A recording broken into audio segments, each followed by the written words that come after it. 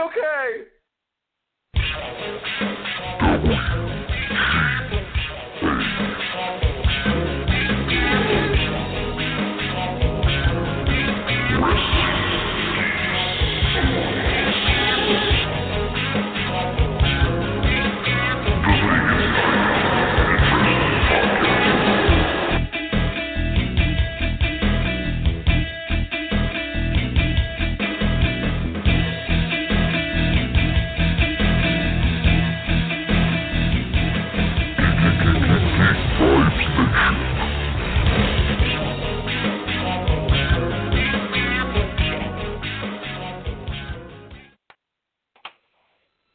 Hello, everyone out there in Geek Vibes Nation. This is your friend and pal, Dane Alves. Another enticing episode of Wrestling Geeks Alliance. All right, let's get through the spiel. We got an episode trying to take y'all's minds and even our minds off of what's happening right now out in the world. I don't think anyone's been living under a rock, unless you're Patrick. Hey, SpongeBob! To know about what's going on. But we're going to have a fun episode. We're going to talk a lot about stuff that the coronavirus itself has to deal with, and talk a lot about wrestling involved with that. But joining me is my pal, my good friend, the one, the only, brother Christopher Ray Patton. How are you doing, sir? Doing good, man. Definitely a crazy day. As we get into the news, it's affecting multiple of our podcasts, it seemed like. So I'm interested to get to talking about this. How's your week been, man? You been doing good? I'm not going to lie. I mean, it's been kind of friggin' weird. It's normal work week, and then kind of within the last 2 days, it's changed a good bit, but as good as it can be, Chris, But I'm sure you're the same way. Everyone, I think all of us are just trying to, go on with our day and do our thing, and we're just waiting on instructions, which I think is good, and, I would actually recommend, if anyone wants to find out a good bit about the details of everything, I don't usually promote other stuff that's outside of wrestling or other people's podcasts, but Joe Rogan had on a specialist actually talking about this. I forgot what his name was, but you'll easily be able to find it. And he's someone that's actually, a doctor and a scientist. Within that, he's actually worked on other big things like SARS and other stuff, has books. He just gives you an honest view. So to put yourself at ease, and also just to give you some research and understanding, maybe check that out. Not all the stuff that he says is positive. I mean, he's just very honest. But I think all of us kind of know at least what's going on with this whole entire virus. Obviously, it affects older people. I think it's 55 plus. With people like me and Chris, more in the middle terms, we can get a pretty bad cold followed by a flu and pneumonia. And children are more harbingers for it and spread it, but don't really get the symptoms themselves. So it's treatable. But the reason why I'm going through this is, to give awareness, obviously, but also because the trickle effect, the thing that you got to worry about something like this is what it does to everything else. What's going to happen if me and Chris get sent home from work, for instance? What's going to happen? And I'm not trying to cause any nervousness. Don't go out and buy a bunch of fucking toilet paper. This is just, realism. But even when it comes to realms of entertainment, what happens when WWE can't go out, and have an audience, technically? And what's going to happen with Wrestlemania? We know the NHL has suspended their season or postponing it, along with the NBA. We know that major soccer games that worldwide are viewed, maybe a little more outside the U.S., are canceled. Music festivals everywhere, bands are canceling. I mean, this is for good reason. This is actually a smart aspect of it, is to, try to limit interaction because it's an airborne virus. But, I'm not going to act like I'm a specialist, but where it comes back to wrestling is what we're about to talk about. But, Chris, anything you want to bounce off of that before we kind of go into that? Yeah, I mean, it's completely nuts, and I will say that, something I didn't take very seriously, let's say a week ago, and how we've seen how things have escalated just over that short amount of time. Like last week, I was at a hockey game with 2,000, 3,000 people. Didn't think anything of it. I was just like, well, I'm washing my hands. I'll be clean, whatever. But you really think about how contagious this thing is, and you see how it's affected other countries, like Italy, for instance, and just how dangerous it can be, maybe not specifically to the younger crowd from what we've been hearing from the CDC, et cetera. But, I don't want, if I catch it, I don't want to spread it to someone that might die. That would make me feel kind of like garbage. So I think that, when you look around the world and you look at these different sports, I don't want to say franchises because it's not individual to the team, but different leagues, so to speak, like the NBA, the MLS, the NHL earlier today, making this judgment call. It's to protect, the fans more so than the players in a lot of sense, because not only the fans, but the people who work at the arenas. The downside is really, the people that work in the arenas in some instances are, part-timers, or that's their only way of income, and now they're going to lose out on those hours, which sucks and is shitty. So it's a double-edged sword. It's obviously going to affect everyone financially. If you look at, I think they're making a bid to put $1.5 trillion into the stock market to kind of adjust for this weird scenario that I don't think that we've seen in a very long time, at least not to this extent. But it really started setting home, obviously with the NBA and NHL and the things like that, where you say, okay, well, these people are really taking this canceling event seriously. Even something like NASCAR, which is in Atlanta, followed by Raw this week. NASCAR's completely shut down fans coming to the race. So they're going to run the race, but it's only going to be like the race officials, the pit crew, and the drivers. So kind of just contained as much as possible. Which is a huge event, Atlanta Motor Speedway. Most of the time people they go for all 3 days.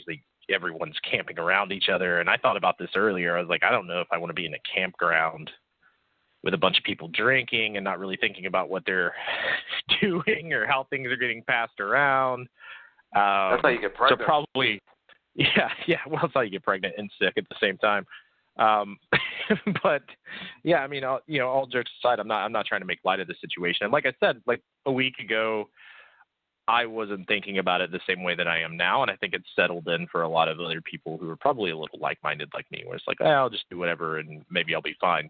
It's kind of that reckless abandon mindset.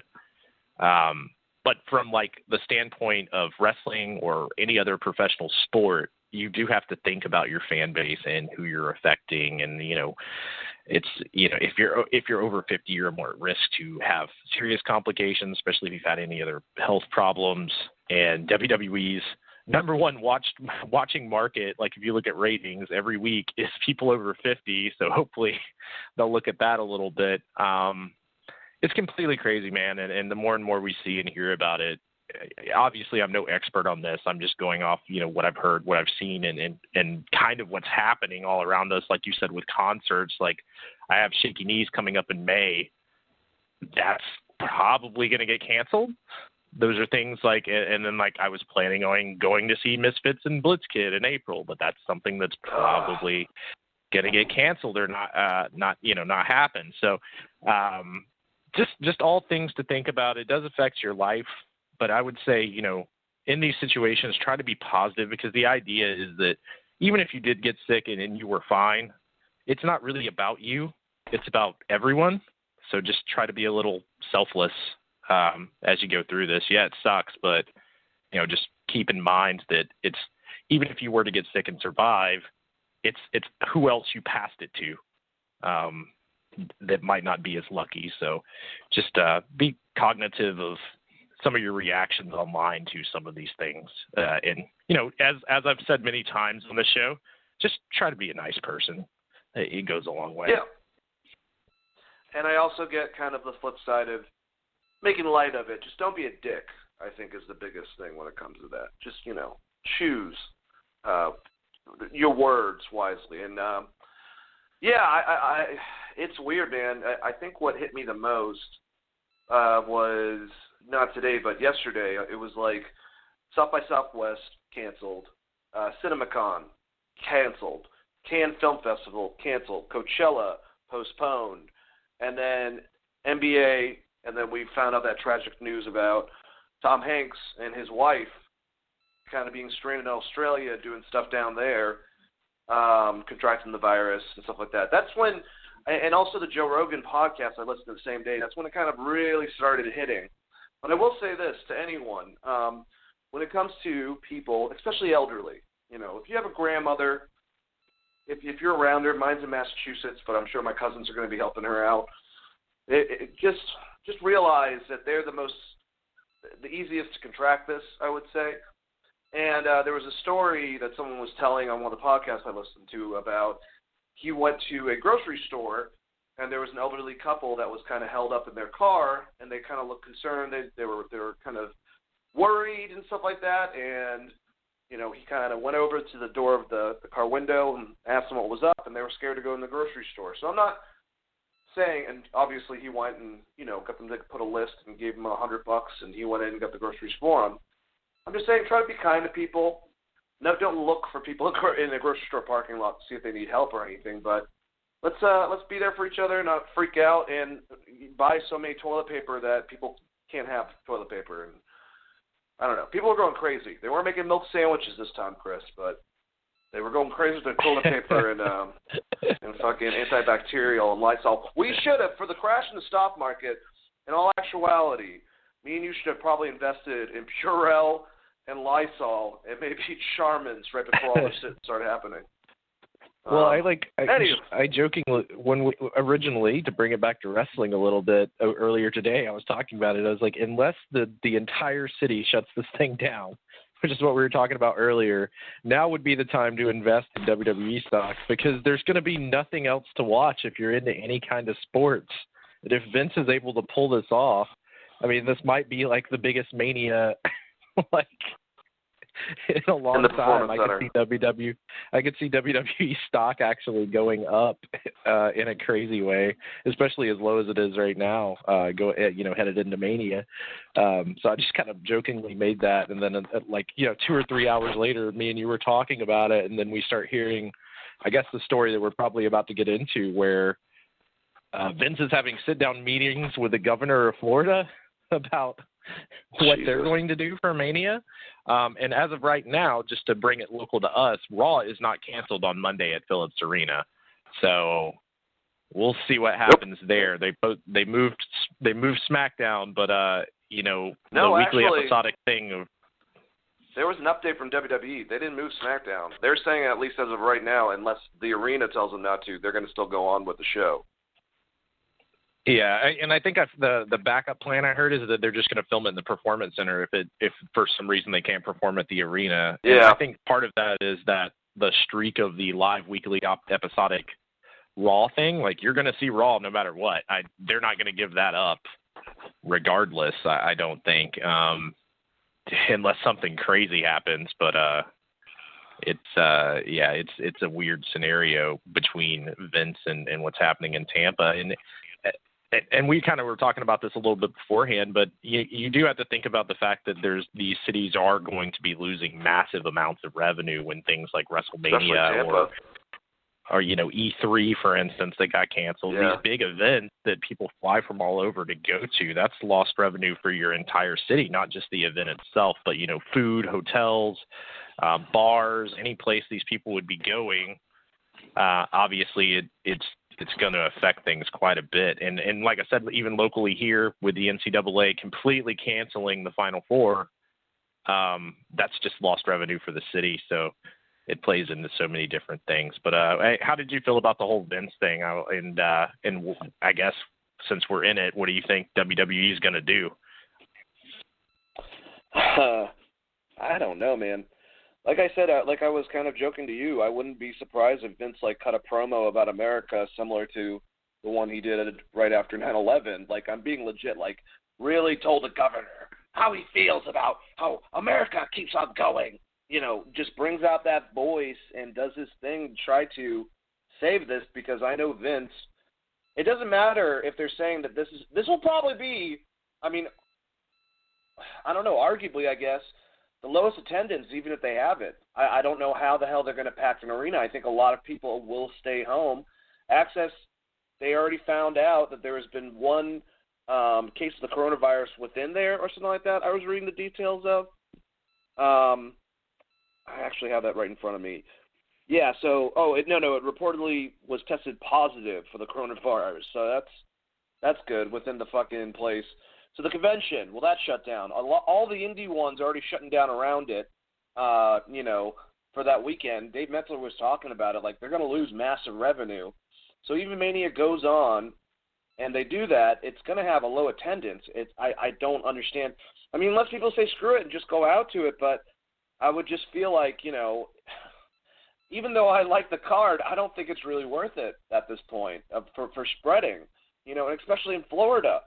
Think about the people and the population, towards the middle to tail end, including my parents, that are, 55 plus, basically. I don't know if a gathering of people throughout the whole entire friggin' world is a good idea. So, I don't know. Like I said, I think Vince, he's gonna have SmackDown. Apparently that's what they're saying. They turned down that rumor, or at least the first report. They're going on with Raw for 316 Day. Compared to AEW, who they're already moving the Rochester, New York show, or postponing that. And apparently Tony Khan, I think it was on Wrestling Inc. when I was listening this morning when they were covering AEW and NXT last night. Tony's allowing his fellow, obviously employees and stuff like that to make decisions based on what they think they need to make. Like, he's obviously, if things get really bad, he'll make that decision. But if they don't feel comfortable, I mean, you're going to open arenas, and I was just at an AEW show just a couple weeks ago with just a ridiculous amount of people. It's an airborne virus, so it's like, it's absolutely just mind-boggling, and it's crazy. But yeah, I don't know, man. I mean, if I were them, I would postpone it. I think I told you. I mean, I think creatively, and this might be, I guess, trying to make a positive out of a negative. Creatively, I think it might be smart for them to just take a pause and come back in 2 months and maybe see what happens, while this takes its course, and then plan from there. Maybe really work on the creativity and then bring it back. I could see them doing that. I could see AEW, but I feel like, to me, WWE is going to hold off as long as they can. And if the governor, even if the mayor of Tampa is not too favorable, I'm sure he wants to do it for the revenue. If the governor of Florida is saying that he thinks it's a bad idea, and he's saying, festivals of so many people, and this is Wrestlemania, which will have probably the biggest attendance in the state of that month, that's going to be included. So it's up to them. But if I were them, I mean, I wouldn't have it at the Performance Center. Would you? I mean, to me, it's the same as the NHL and the NBA. You go the route of just postponing it because you control your own schedule. You have everyone under contract.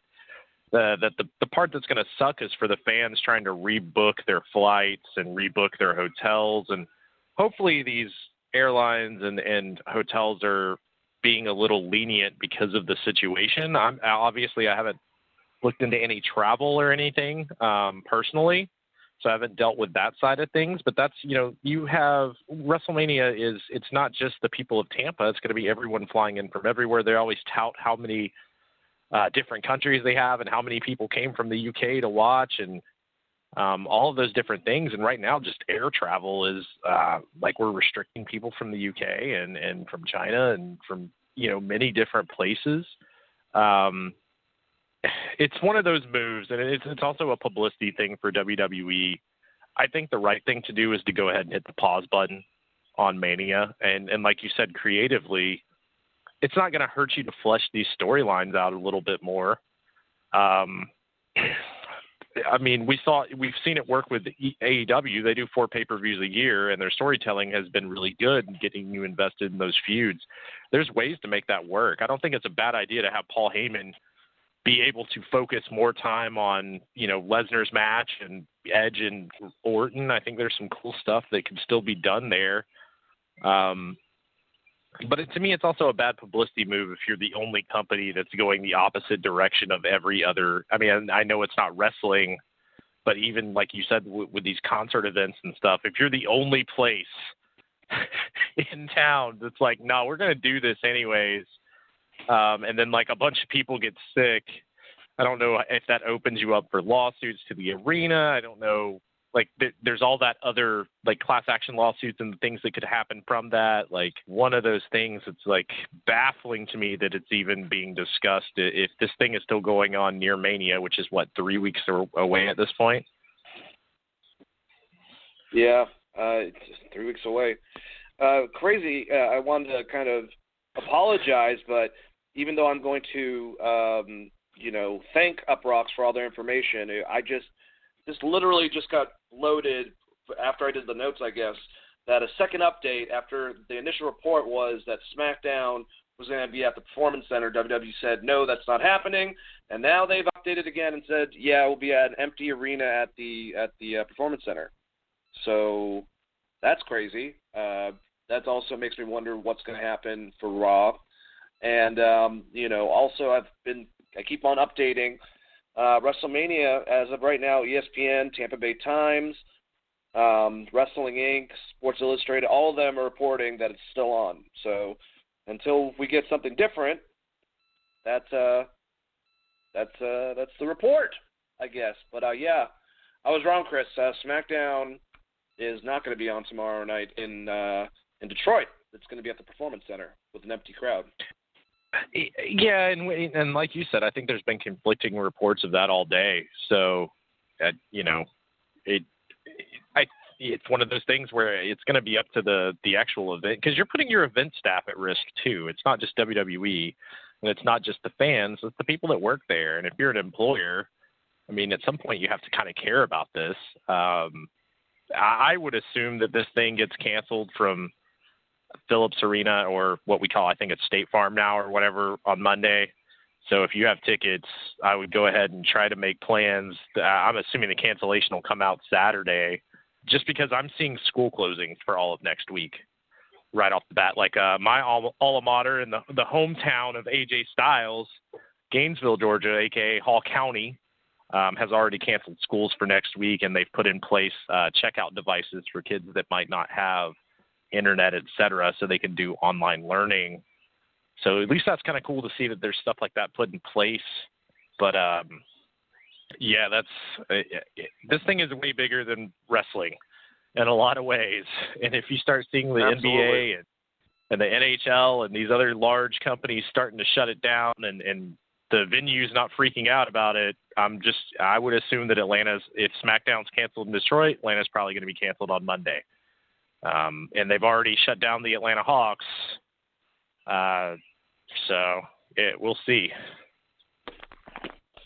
Yep. All right. Well, that being said, do you want to talk about a former New England Patriot?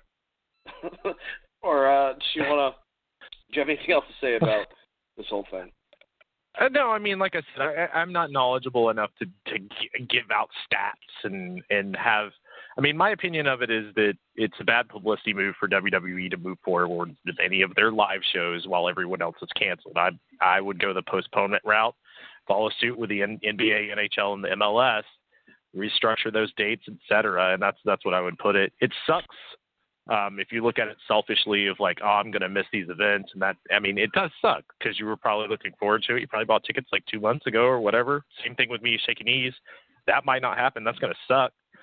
But realistically, it's one of those things you just kind of have to look at selfless as opposed to, man, I'm going to have so much fun at this thing. And it sucks, but I think it's within reason. So we'll see. I mean, April's 3 weeks away. Maybe this thing will have calmed down a bit by then, but my guess is probably not. And I would, like I said, if I would go ahead and start looking at Ticketmaster for refunds on those Atlanta tickets, because I do think that thing's probably getting canceled just based on Travis Slink, who is I think he's the general manager of the Hawks, was kind of talking about how they're pretty much shutting down most of the concerts that are happening at State Farm, and the NBA has already shut down all of the games that are happening there. It would just make logical sense for WWE to be next. And one thing he said, like, they did a game before that the NBA thing came out, with the full cancellation, there was a game that night, and they did the win two free chicken sandwiches or whatever. If there was like two missed free throws in a row or something crazy like that. So the people won the free Chick-fil-A sandwiches or whatever, and he's like, I don't feel safe giving out these coupons even, or having my custodians give out these coupons to everyone in this arena. So they just like nixed that. So there's definitely a thought process there that I don't think WWE is going to be able to get around. Yeah, man, it's crazy. Ugh. All right. Well, in other news, former New England Patriots Rob Gronkowski has reportedly signed a deal with WWE, as reported on whatever the hell the name of their backstage show is. Backstage, WWE Backstage. Ryan Satin, reported this news on the show. So this is straight from WWE, obviously giving him the information to display it within the television show. But, yeah, we don't know exactly what this means, what this entails, if this is specifically for a wrestling angle or if this is going to be, I mean, obviously Rob's a bigger name than Todd McAfee, but they already have him doing some type of analysis-styled stuff. We know that he works for Fox. It would make sense for SmackDown to be the location, I would assume, for anything, or this could be just for one set pay-per-view. If he's signing a contract, I would assume it's something wrestling related. I know he made a comment that he could be a full-time wrestler. So if anything, it would even be lighter if you were to do like a wrestling schedule. I'm air quoting right now. It would be probably even lighter than Brock Lesnar's or Ronda Rousey's. But that's fine if that's what he wants to do. He's charismatic as hell. He's 30. He just turned 30. The biggest thing, obviously, with wrestling, it's if you have issues with concussions from football, I don't think wrestling is the best thing to go into right afterwards. But then again, like I said, this could be an angle, but I don't remember them doing this with the Gypsy King, with an actual laid-out contract. So it could be something that will progress, and then maybe if he wants to stay around and do anything else outside of that, he'll have the option. But still, pretty good on the information. Sorry about that coughing, by the way, Chris. But how did you feel about this information?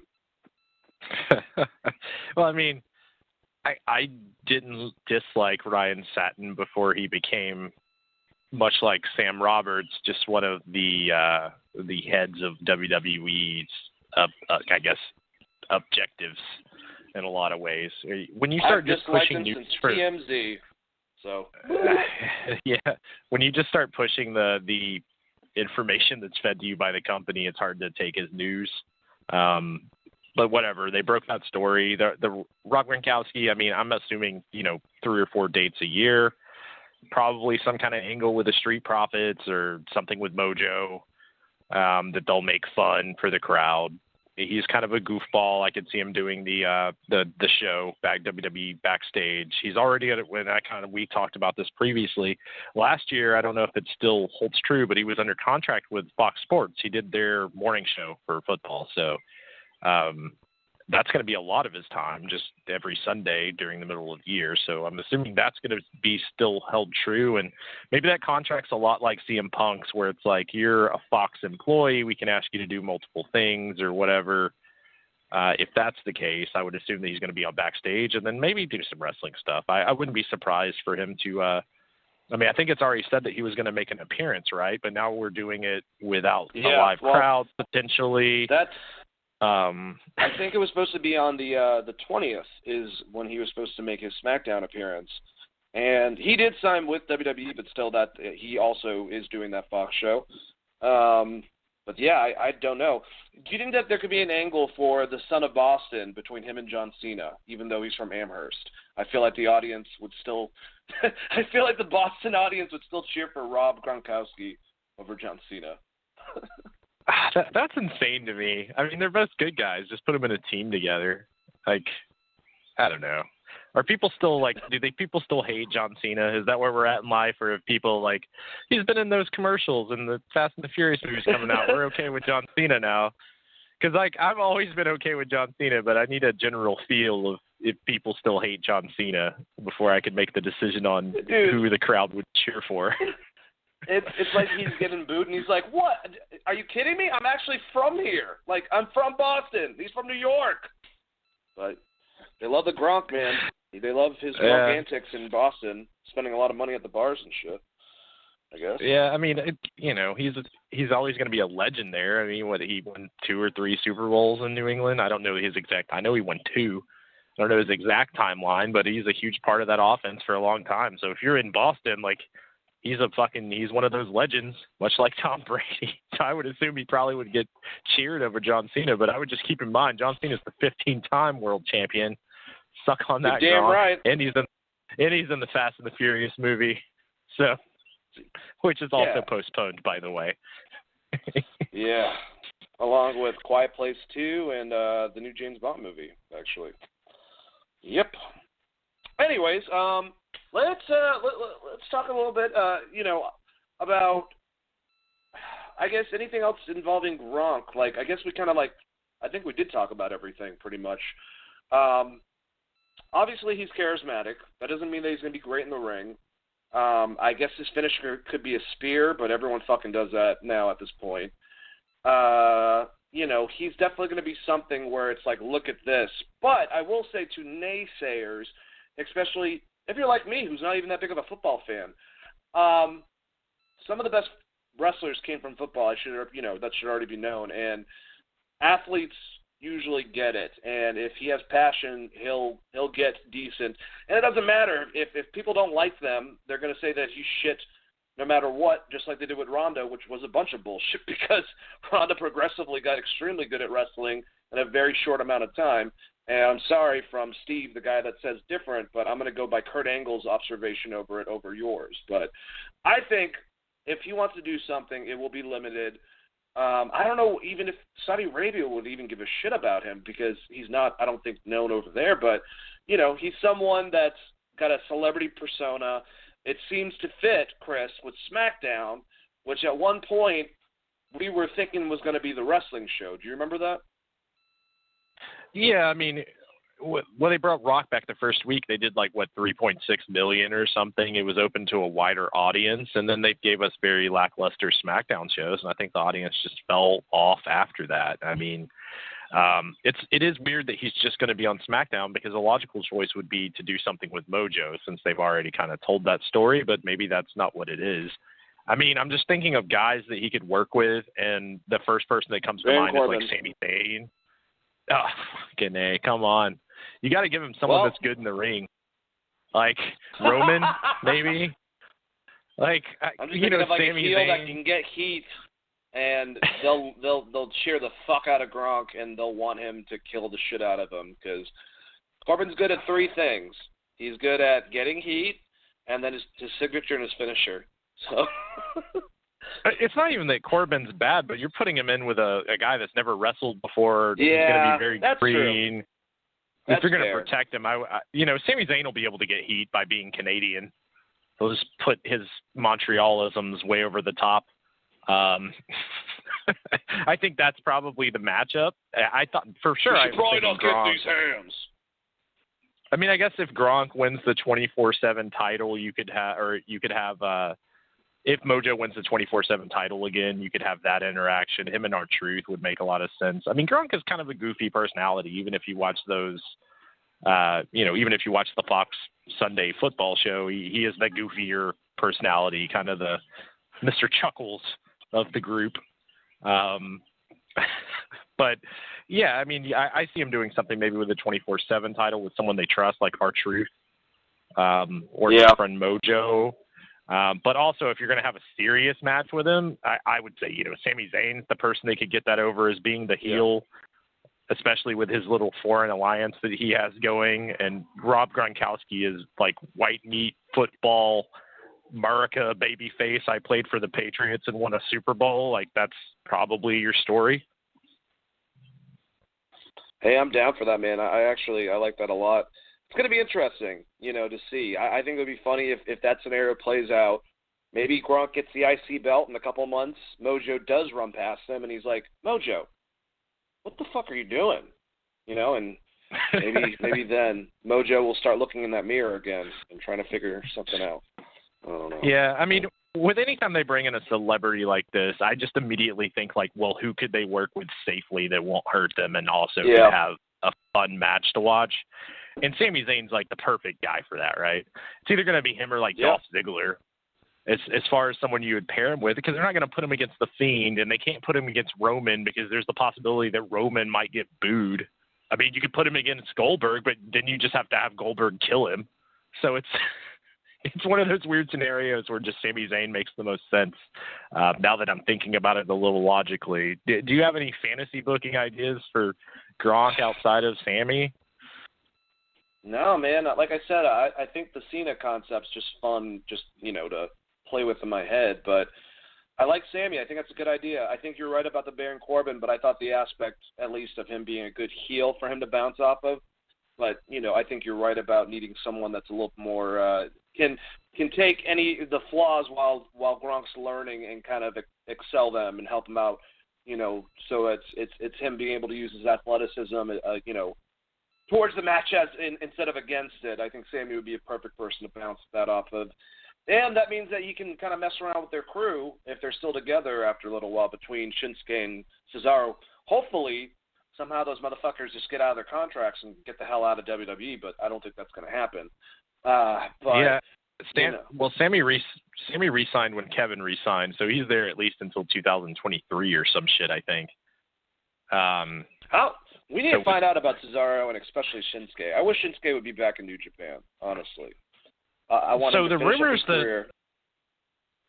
Obviously, some of this is just internet hearsay and rumors that I've heard from different dirt sheets, but from what I've heard, Shinsuke completely loves being in the WWE because he loves living in Florida and just surfing and chilling and not having a lot of work, like a heavy workload like you would have to have if he went to New Japan or somewhere else, which, I mean, if he went to AEW or whatever, that's fine. I just don't know how they would. I mean, I guess you could utilize him against Kenny Omega or whatever, but he's towards the end of his career anyways. So, like, WWE is kind of the perfect spot, I think, for him and his family because from all accounts that I've heard, even from Dave, he's just been super happy with living in the Florida area and having this lighter work schedule with WWE, which is crazy because there's lots of travel, but I don't think it's the travel that bothers him. It's the fact that, if he goes to an AEW or back to New Japan, they're going to expect that level of Nakamura. Those fans aren't going to let him do what he's been doing in WWE. There is no 7-minute TV match.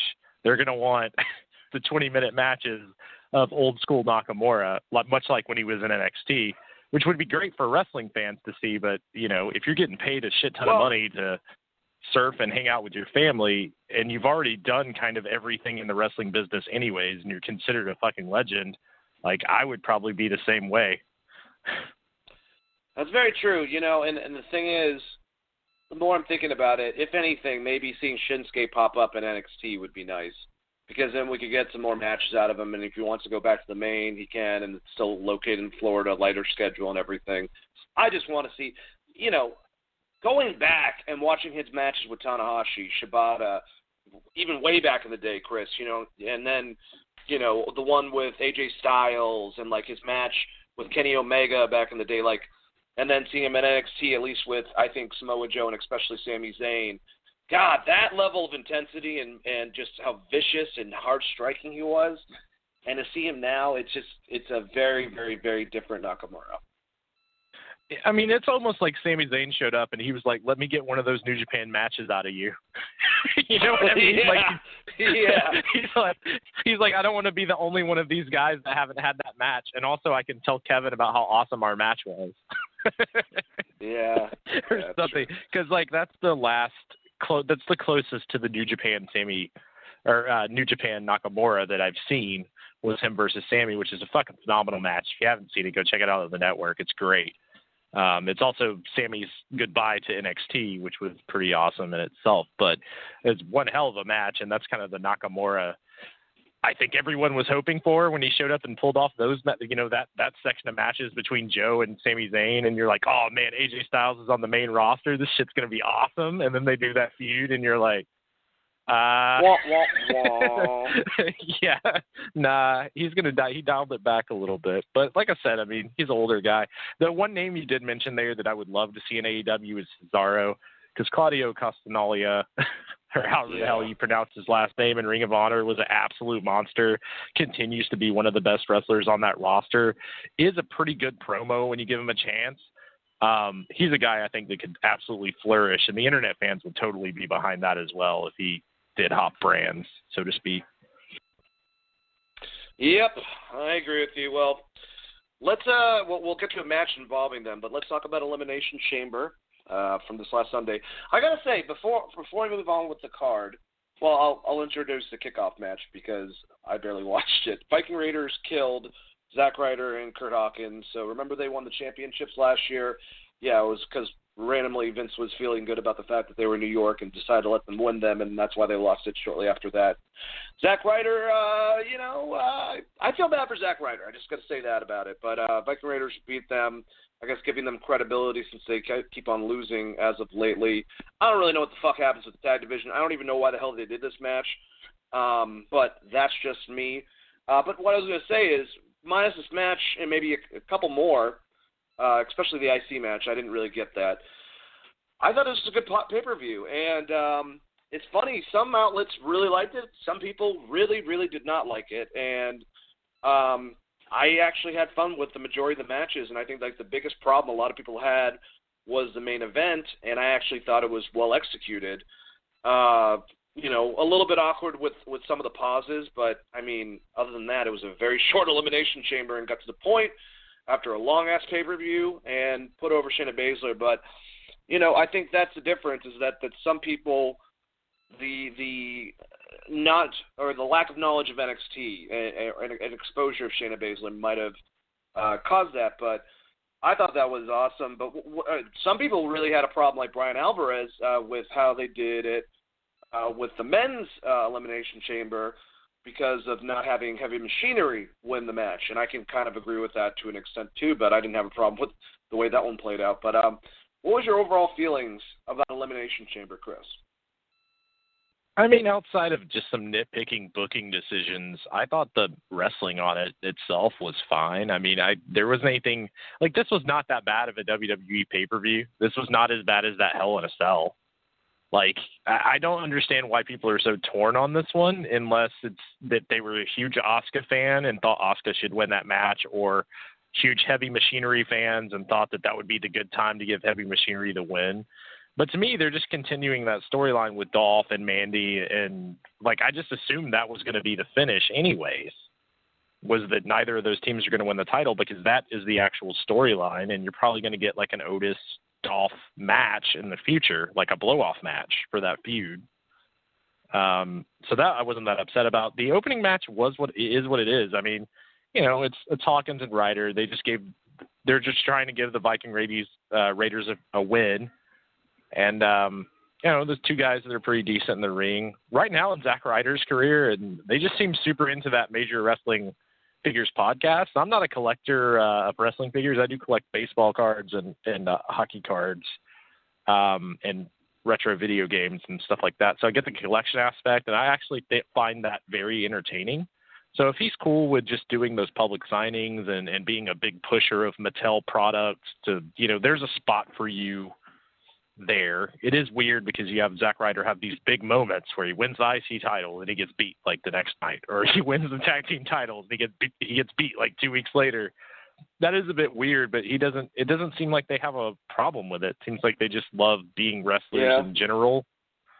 And I will say, if you're into collecting at all, regardless of what it is, if it's action figures or cards or whatever, their podcast and their YouTube channel are both really great. So it's kind of that thing with New Day where it's like, I would love to see New Day versus the Young Bucks, but the up, down, down stuff that they do, and the fact they have their own podcast, and there's things outside of wrestling that I think people love that it's easy to forget sometimes, that some things are more important than your job.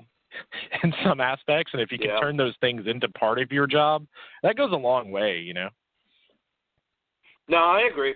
It's just, it's weird, you know, kind of with Dolph, but obviously, you know, I would even say with Bobby Roode and Zack Ryder, they just seem to me like the stereotypical, if you will, Vince guy, and none of those guys kind of have worked. Dolph's been the champion, but it's like, I'm not going to even go down that rabbit hole. But anyways, yeah, I just, when you look at Zack Ryder, you see his performance, you see him past matches, you watched him, you know, come up. I watched going back and shit like that and checking it out, but he's talented, man. It's just, and if that's the case, and I know that Hawkins, and I think he's a very talented wrestler. He's a teacher and has his own gym, and that's what he's very passionate about it, and he helps out WWE with that. So, hey, if they're happy and they're doing their thing, that's great. But it just, if you go a year, like just a little over a year ago, where they were, it's just funny, you know, how things changed. Then again, look at Kofi Kingston, for instance. What happened last year compared to this year at the same exact pay-per-view. Yeah. I would also say this about, you know, not to say that Vince McMahon would hold a grudge, but Zack Ryder did get himself over on the internet, not under WWE's umbrella. The opposite of what New Day, like Xavier Woods was already big when he started his YouTube thing as a wrestler with the New Day, versus like Zack Ryder just got that internet woo-woo, Long Island Ice-Z shit way over, and then proceeded to get buried on TV for being that guy. So I don't know if there was some hurt feelings there or what, but I think that has a lot to do with some of his starts and stops, because he is more of the prototypical Vince guy. Whereas, oh man, why can't I think of his name? His tag partner. Jeez, I just blanked on it. Kurt Hawkins. Yeah, apologies. Whereas Kurt Hawkins, you know, like he, outside of the Edgeheads, he's never really been a big integral part in anything, storyline wise. So I don't know. I think they're a pretty good tag team. They're both really good in the ring. There's things that you could do with them, but the idea right now is the rest of that tag division is what they're pushing towards, not necessarily them. So I would expect them not to be, you know, job guys or on main event, which is still, every time I say main event, it's like I forget it exists and it randomly pops back in my head. And that's not me trying to be a dick. It's just something I literally never think about unless I'm at a live event and they start taping it. I'm like, oh yeah, that show exists, because it doesn't play into any other storylines really. It's just kind of a show. It's like, here's some wrestling. But yeah, they're a weird rule. I mean, obviously, when you said like the things that I watched when they were kind of at their top was when they were the Edgeheads. So when they were like highly, you know, tied into Edge, and they got kind of that push out of that. And then Heath Slater, or not Heath Slater, I keep saying Heath Slater because he's on their damn podcast all the time. Kurt Hawkins, he kind of had a little push in what was the now defunct WWE version of ECW. But outside of that, I mean, it was tough sledding for Zack Ryder after that. Then he got himself over. Then he got buried, and then they put the IC title on him in this huge WrestleMania moment, and then they just like and then Miz have beat him done what they've later, done right? with him. Yeah. Let me ask you one last thing before we move on from this extremely great conversation of Zack Ryder and Kurt Hawkins. Do you think Zack Ryder is the illegitimate child of Buff Bagwell? It's very possible, but like, it's hard to say, man. I could see it. I could definitely see it if the timelines lined up. Hey, Buff, where were you in New York? Blah, blah, blah, blah, blah.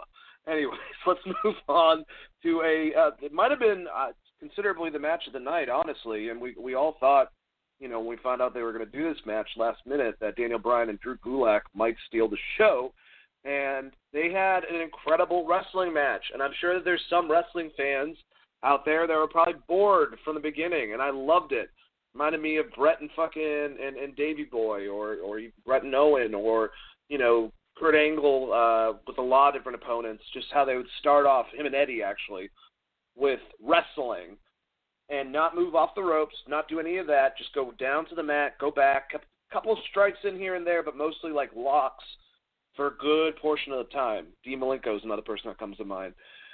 And I thought it was awesome. I thought that both of them really were hitting each other hard. They definitely did the I think that was the Wembley Stadium thing where Brett and Davey Boy did the suplex to the outside on accident or whatever. They did a lot of awesome spots. I think the scariest one was, keep in mind, we're watching this. I think I can speak on behalf of a lot of wrestling fans, possibly Chris, but we're watching this and we kind of know Daniel Bryan's obviously got a bad neck. That's never been something that people didn't know about. And obviously he's got his concussion issues. And there was a fucking, you said so perfectly, it's like he Kota Ibushi'd himself.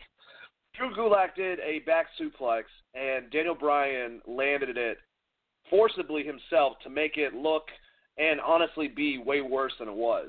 Like where he basically dropped himself on his neck with his momentum. And I mean, he doesn't want to let up. I loved his promo afterwards. I know that a lot of people thought that since he was saying that he loves wrestling, he loves the blood and guts of it, that he was throwing a shot at AEW. I really don't know if that was his intentions. It could have been whatever. Everyone's making comments here and there. So I just get over it basically. But the match itself was fucking awesome. It was a great technical match. And I think I text you, Chris, maybe like 10 minutes almost into it. I'm like, they haven't even gone on to the outside. And they would. But there was like one time where Daniel Bryan pulled a powder, and then he came back right into the ring afterwards. But thought it was an awesome match.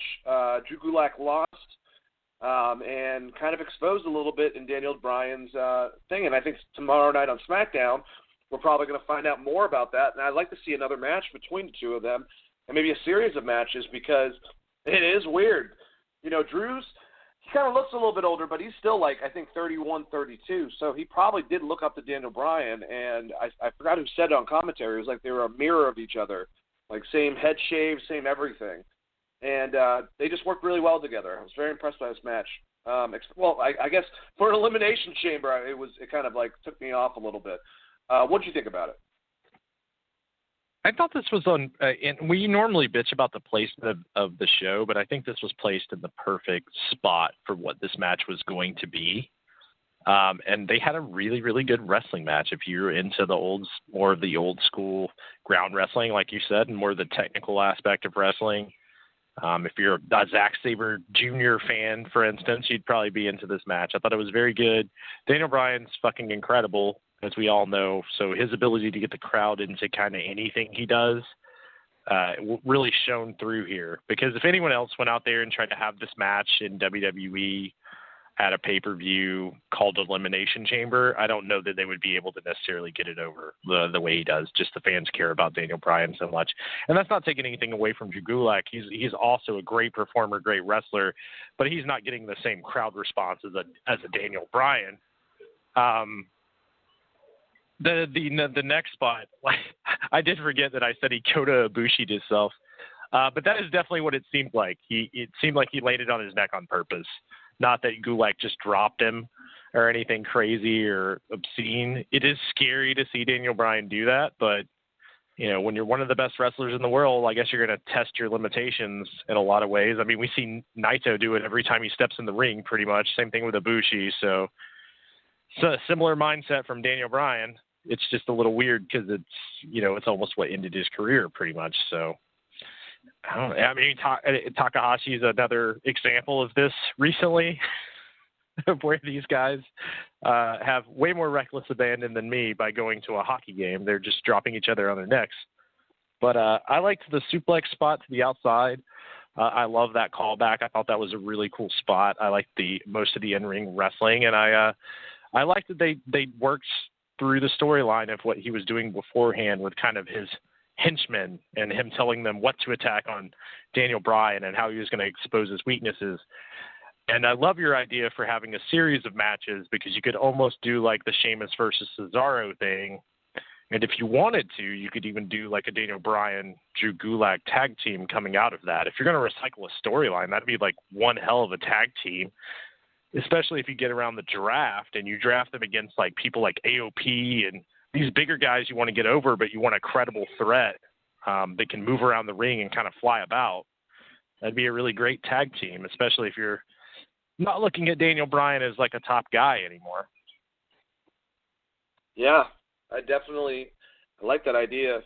I was very I was very impressed by this match. I mean, I don't know why I shouldn't. Drew Gulak had an amazing, wrestling-based match with Matt Riddle at Evolve. They've had several, actually, but the one that was, more recent when Matt Riddle and him visited Evolve's anniversary show. So he's awesome. Daniel Bryan's awesome. I love technical wrestling. I love every aspect of wrestling pretty much, but I love the in-ring stuff. I know that I'm not, in the biggest demographic when it comes to overall wrestling fans, because when it kind of translates, I'm the type of wrestling fan that also likes UFC and boxing and kind of loved wrestling because it kind of embodied that type of concept. And I love the entertainment aspect, don't get me wrong, but it's more of the wrestling. And when it goes to UFC, a lot of times like it when it's, a really, really great judo match and it's a lot of holds and stuff like that, where a lot of people, if it's not as flashy or as entertaining and not as strike-based, it gets a little bit boring for them. But I guess that's the difference.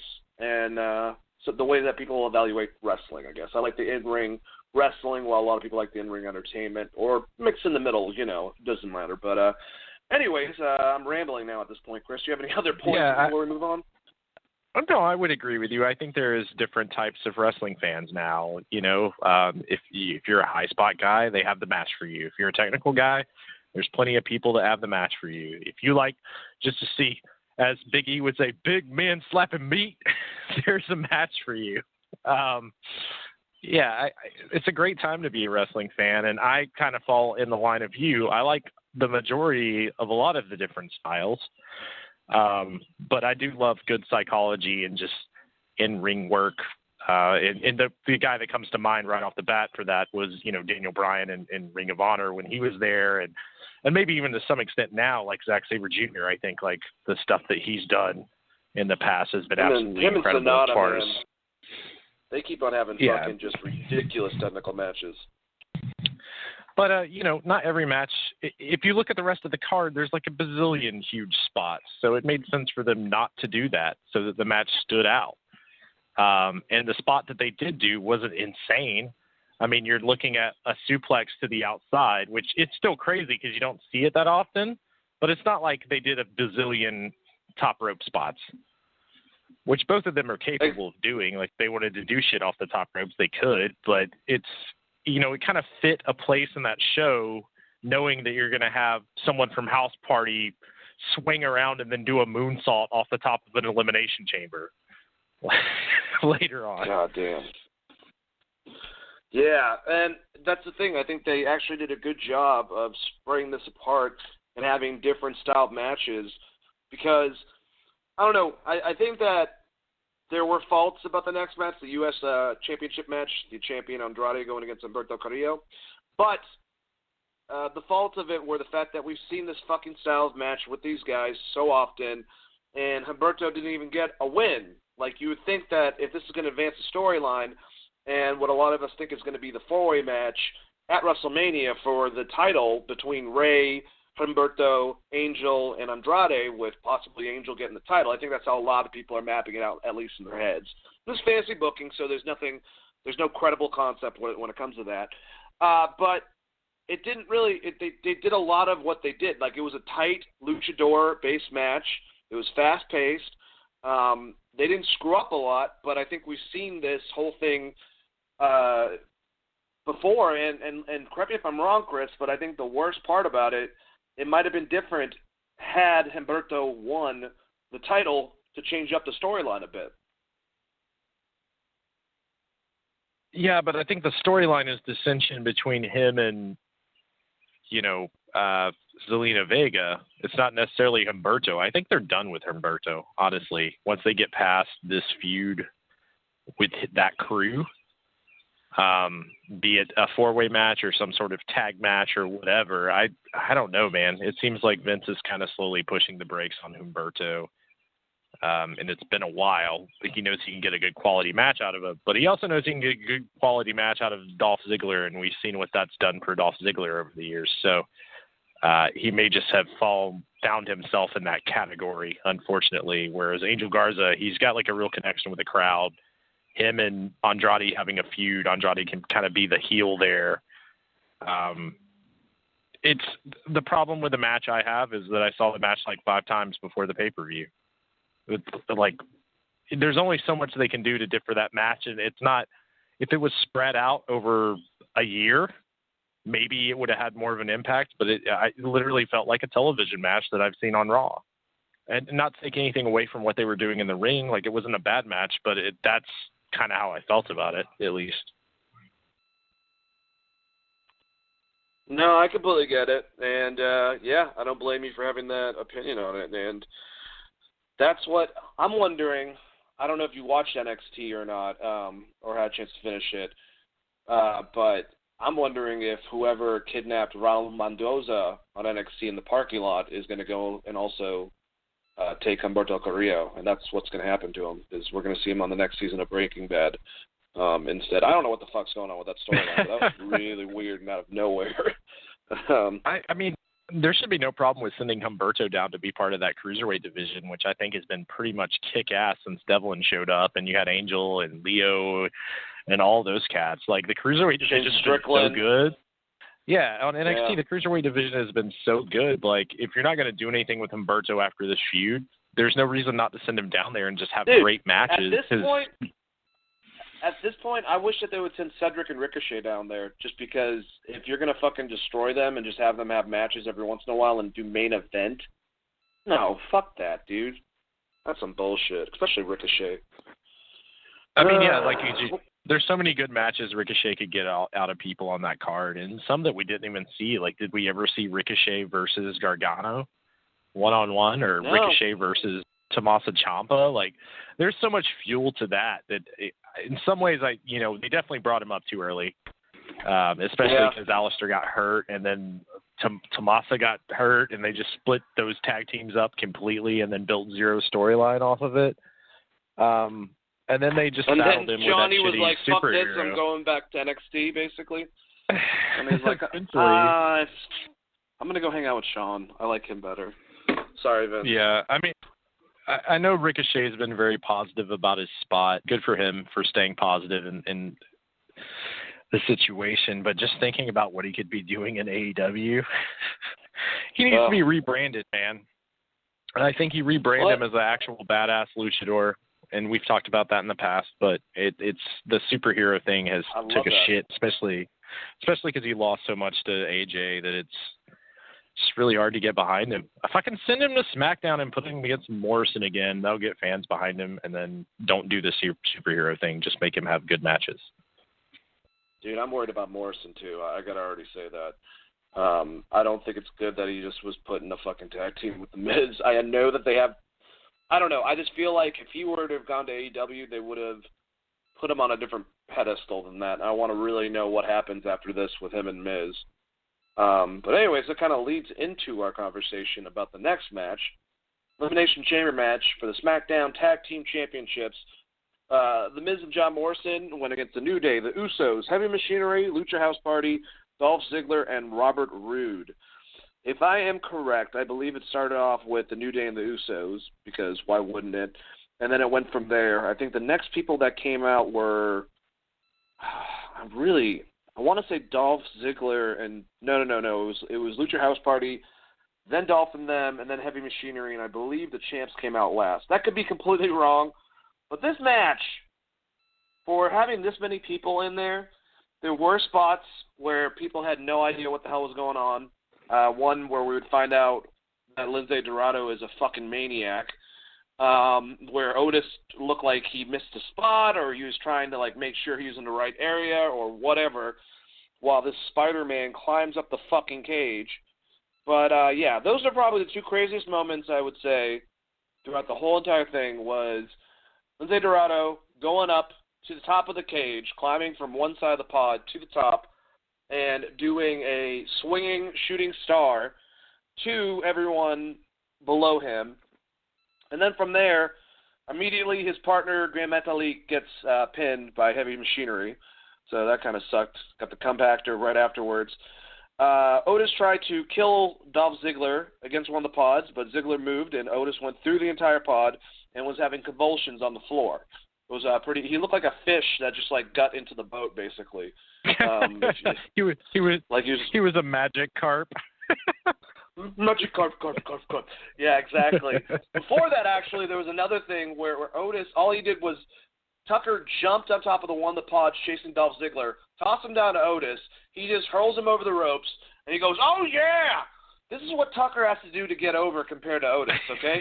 Otis barely does a goddamn thing, okay? Just says his catchphrase and tosses the guy that he's had a feud with that he finally gets his chance to. And he goes, "Hey, Tucky, all right, do it." And then all of a sudden Tucker does a running somersault off the fucking pod and takes out 4 or 5 people. It was nuts. And, yeah, soon after Otis fell off to the floor, Robert Roode hit the glorious DDT after a super kick from Dolph Ziggler, and Heavy Machinery is out of there. New Day hit their finishers as Ziggler and Roode, setting up the Usos to hit splashes on top of the pods. I don't know which Uso. It was the one that was on the left side of the screen, if you will, like the left bottom corner. He kind of looked like he fell weird and just went knees first. It looked so fucking painful, while the other one gets a major air. Yeah, and then they eliminated them. Kofi Kingston tried to dive off the top of the pod onto the Usos, but missed, allowing Miz and Morrison to pin him and eliminate the New Day. Miz and Morrison then won the match with a tandem sunset flip with Miz's feet on the ropes. I really actually liked the way that they maneuvered it, because it was like there was no way he could fucking, kick out. And they were doing that with the pins. I liked that, and I also liked on AEW the triple submission move that the triangle, whatever the fuck they're called, did. That stuff's different. It's unique. I had no problem with that. But it was a good Elimination Chamber. It was fast-paced. A lot of crazy shit happened. There was some clunky crap. I really don't know if I feel bad for Otis compared to the Spanish announce table, where the plexiglass just bounced off their fucking table and looked like it hit both the guys in the face. And while he's, magic carping on the goddamn ground. But Chris, I like this Elimination Chamber. It was entertaining. Lindsay Dorado is a crazy asshole. Yeah, Lindsay should have bought everyone who called him a snake, especially considering how some things have went in AAA and other places as of late, with someone jumping off some weird scaffolding because they caught him perfectly. But that's insane, man. Like, how do you even prep for that? You just sit back and listen to Pantera all night and then maybe do some coke beforehand? Like, how do you get prepped to, I'm going to climb up here, way ass up here in the sky and swing my body into a moonsault? Yeah, like that was definitely the spot of the night. I had no problem with Otis in Heavy Machinery getting a loss. I thought they tried to make them look strong in the match itself. And it just makes Otis a little more sympathetic, and they're going to continue that storyline. I am surprised, they didn't put the belts on the New Day or the Usos. I'm okay with them keeping it on, giving, I guess they retained, right? So keeping it on Miz and Morrison. I'm interested to see who they're going to feud with next, or if it's going to turn into some kind of weird 3-way match again, or some kind of, I don't know. Do you just have all of those tag teams in some sort of elimination tag team match, or how do you actually get out of this is more of the question. I guess we'll see on SmackDown, but they didn't really build any feuds out of this except for Otis versus Dolph. Yeah, I agree with you. I don't know, but that is going to be a good payoff once it actually happens. But I still think it's funny, just a visual of Otis, just like, yeah, get up, Tucky. It's like, I want to be like, if I was Tucker, I'd be like, you barely did anything, and you want me to somersault? This is bullshit. But man, that guy's athletic. All right, well, I think the next 2 matches were both good. I think the next one might have been my second favorite after the Daniel Bryan, Drew Gulak match. But we had a no DQ match with Aleister Black and AJ Styles. And this had a good build-up. We had that whole thing where basically AJ Styles made Aleister Black go through each member of the OC before they can get to him. And by then, it was over with. But he kind of got screwed over, obviously, for his first loss on Monday Night Raw. So we had this thing. We know AJ Styles is feuding with The Undertaker. Love the fucking promo, by the way. We'll get to that later. and this match is in place, and I thought they had a really good match at first. I'm glad that the OC didn't get involved. It was like they were there just in case. They were there for where they got involved, basically. If it was getting to the point like where AJ was that looked like he was going to lose for sure. But, I mean, they were beating the hell out of each other. You know, there was several different weapon spots and people getting hit and shit like that. And finally, when it looked like, Alistair was going to get the better of AJ, the OC jumped in. Then we had the lights go out, lights go on. Undertaker's there choking both members. Alistair Black is out of the way. And then lights go off, lights go on. And I believe, if I'm not mistaken, that's right. He chokeslammed AJ Styles, and then lights go off, lights go on. While AJ's getting up, black mask to the face, and we got the win back for Alistair Black. I got to be honest with you, Chris. I did like this match a lot. I kind of was I was liking that rumor that was going around, mostly because I thought it would make sense with the Drew McIntyre Shane McMahon match against The Undertaker and Roman Reigns as an example, compared to the Goldberg Undertaker, and just other stuff that Undertaker's done in the past. Even the hardcore match that he did, where he was required to perform the whole entire time against DX with Kane. It seems like if you have a tag match, it helps out Undertaker. You do a handicap match, the OC against Black and Taker. Black gets a little bit of rub off of it.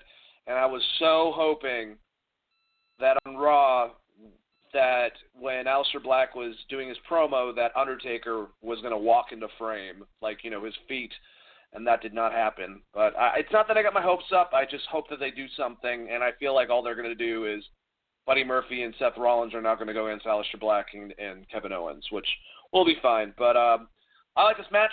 I would like to see more with AJ Styles and Aleister Black. I feel like we just got a little dose of it.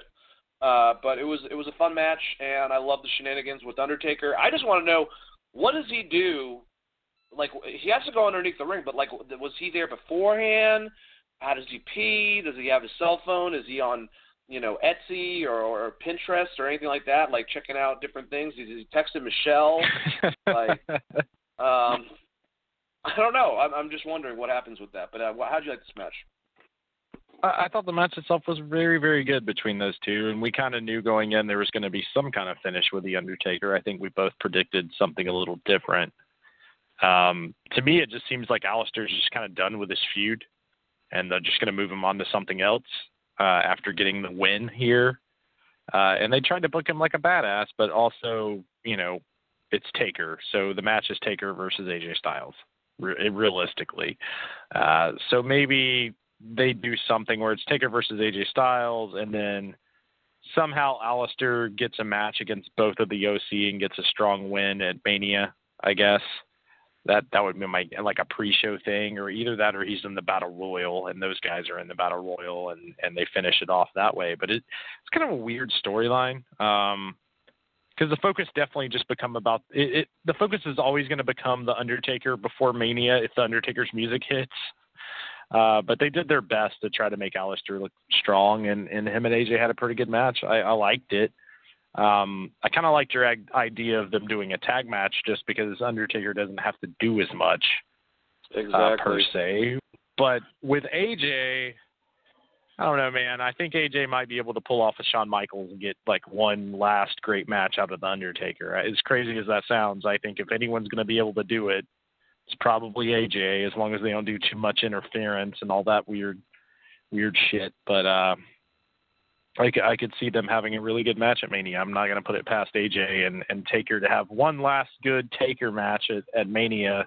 Then maybe Taker might hang it up for good, for real. We'll see. I'm just glad that we're not getting Taker versus Goldberg at Mania, which was one thing that was heavily rumored. I don't trust Goldberg with the man, the myth, the legend, The Undertaker. Powers of darkness. My wife, Michelle. Yeah. Remember when his wife was Sarah and he had that neck tattoo? Yeah. Yeah, throwback. Yeah, the neck tattoo. Anyways, we'll get to that promo, man. I got to say, AJ Styles, good shit, man. Anyways, Raw, Tag Team Championship match. I feel like we've seen this a bunch. Same problem, but I thought it was a really good match, and I was, happy that the Street Profits retained their titles that they just won from Seth and Murphy. Whatever Raw go, after the other pay-per-view that was like 2 weeks ago as well. But anyways, Viking Raiders showed up to attempt the interference with the AOP. Kevin Owens entered through the crowd, eating popcorn. I love this shit, by the way. I thought it was hilarious. The whole entire time he's eating popcorn, very casual, keeps on moving, very slowly, precise, doesn't give a fuck. And then he throws it in Rollins' face, allowing Dawkins to take out Rollins from behind. The Profits put away Murphy with the spine buster and a frog splash. After the match, Owens hit the stunner on Rollins and poured popcorn all over Murphy. I like the shenanigans with Kevin Owens. I know it's not really as – I know that for Seth Rollins and for Kevin Owens, it's not exactly where we want them, I would say, but at least Kevin Owens being Kevin Owens, they're going along with this. It was a good match, and I'm glad they didn't put the belts right back on Rollins and Murphy. That would have been stupid. How do you feel? I agree with you. It came out kind of how I thought it would. They had to drop those belts because it's a singles match, not a tag match at Mania between Kevin and Seth. And the one thing I'll say about Kevin Owens is the popcorn thing. He didn't just do it normal, like, oh, I threw popcorn and he got tackled. He threw popcorn and then started to talk shit to Seth, and then pointed to the guy so that Seth could turn around just to immediately get speared, which I thought was kind of creative and a little bit of a different spot. Like, hey, I distracted you long enough, you idiot, which was great. The only thing is, like, why popcorn? Like, I don't know. Kevin Owens, I just, like, see him smashing 2 hot dogs or something as opposed to popcorn. Like, they always do popcorn in these segments. Wouldn't it have been so much funnier if he had, like, 2 chili dogs or something, like, crazy like that? What's he going to do, throw the chili dog at someone? Yeah, you can throw the chili dog at... Yeah, that would be way more hilarious. I mean, I watched Roman Reigns get covered in dog food, so, like, I think Seth can take a little bit of chili dog. I'm just saying. No, I mean... all jokes aside, Kevin Owens is, I mean, he's doing the best with what they're giving him booking, and I think him and Seth, they know the storyline's probably not the best. I think both those guys are very smart, even though, Seth in the past has kind of, let's say, condemned the audience for their opinion of how he was booked over the past 6 months, while also making some remarks about the Saudi show, specifically about Goldberg. He's like, oh, the spear. Damn, why didn't I think of that? Basically doing the opposite of what he was doing before. I think he's smart enough to know that some of the booking's not great around it, but him and Kevin Owens, you give them 15, 20 minutes, they're going to have a badass match. 2 great former Ring of Honor performers. We know the level that both those guys can be in the ring. I'm looking forward to that part of this feud. And then hopefully after that, the Monday Night Messiah will be done, and Seth can rebuild some other gimmick outside of this little crew. Not that, like, I don't get it, and I'm not a huge fan of what they've been doing with it. And I've given them multiple options to get around it, so obviously they don't listen to the podcast, Dane. Fucking idiots. Yeah, I'm with you, though. All right, so we had the match that I was not a big fan of. I was a fan in one aspect, and that's that Sami Zayn got his first actual title on the main roster. But sadly, he took it from Braun Strowman, who also just now got his first singles title on the main roster. This is just weird. I don't know where the fuck they're going with the title to Mania, but yeah, we had a handicap match. Sami Zayn, Cesaro, and Shinsuke Nakamura going against Braun Strowman. Whoever pinned Braun would be the IC champion if they were to pin Braun. Well, obviously, Sami was the one to do it. And it's like Cesaro and Shinsuke had no problem with it. They were like just so down for being Sami's lackeys, basically. But I don't remember any detail in this match. I was barely paying attention. I think this was my get some food and whatever match, the bathroom break match, if you will. And by the end of it, Strowman lost to Sami Zayn, and he had the IC title. And I'm like, this is the shit that Big Show was talking about on Stone Cold's podcast about what he was worried about with Braun Strowman. and I'm sure he was shaking his head when he saw that shit. What the fuck do they do with Braun at this point, Chris? And how did you like this match? And are you happy that Sammy has his first, main title? I don't even think he had a tag title beforehand on the main roster. I could be wrong about that. Just really weird this is Sammy's first title, and that's the way they decided to go with it, and then tout that it was his first title. Whatever. I liked Kevin Owens praising it on Twitter and some other aspects of it. The match itself, it was just weird. It's a weird clusterfuck, right? And the payoff is that group turning against each other to make Sammy a babyface would be my guess. Like, because Sammy's probably the most natural babyface out of that group. I say that, but Nakamura is very charismatic, so he can kind of just be either, especially because he's going to be promoting in Japanese. So it's weird, right? Like, maybe they could have done this with anyone else except for Braun, but the criticism's always going to be like, Braun should have probably won the heavyweight title against Brock a year and a half ago or whatever.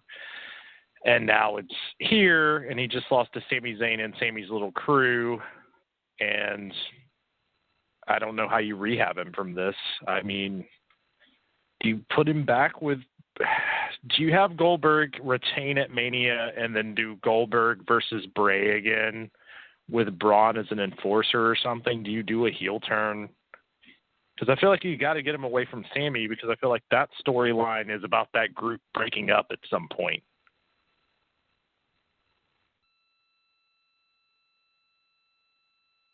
Yeah, I would think they have to break up soon, but I don't know. It's going to be interesting. I mean, we keep on talking about, like, at WrestleMania. We don't have no idea what the fuck's going on.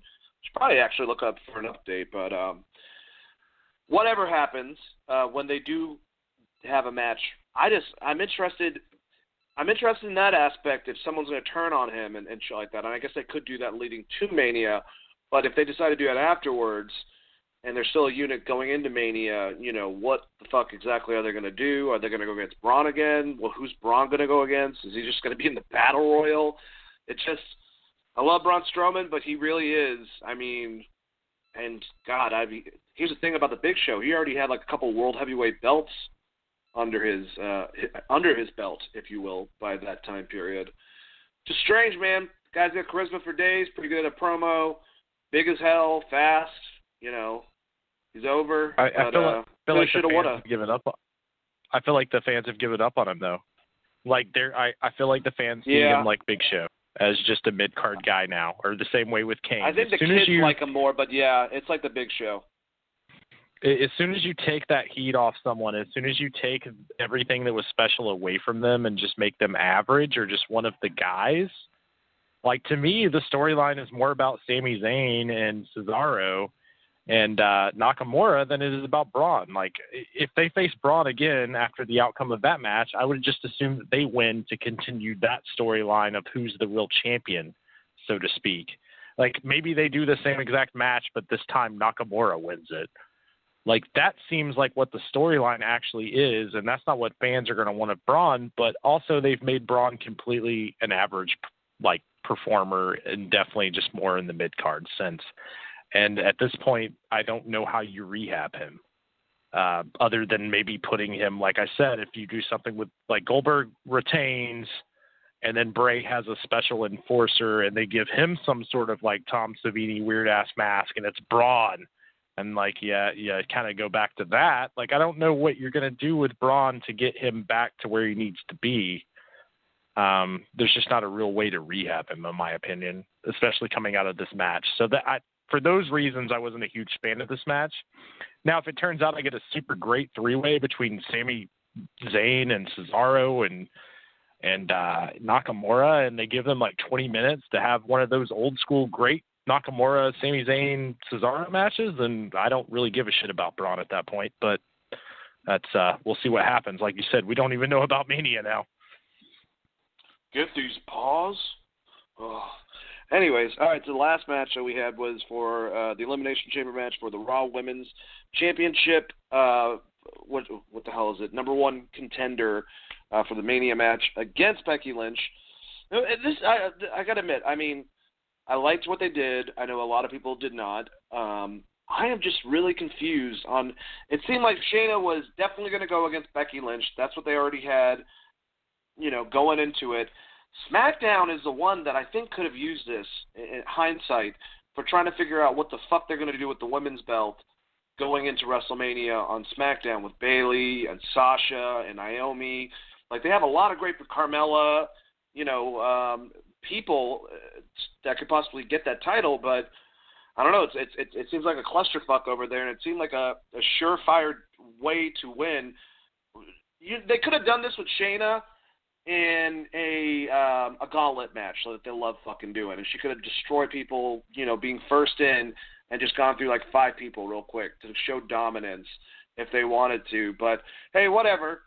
Instead, they chose to do this, and what happened was we basically started off with Liv Morgan and Sarah Logan from the formerly, I should say, of the Riot Squad. Ruby Riott came in.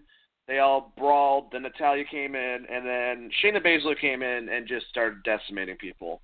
She eliminated Sarah Logan with the Kinafuda clutch. Then quickly did the same thing to Riott.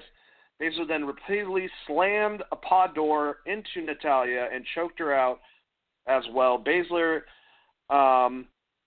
had to wait for the next pod to open, but was able to give Liv Morgan the clutch while standing on ropes in front of Asuka.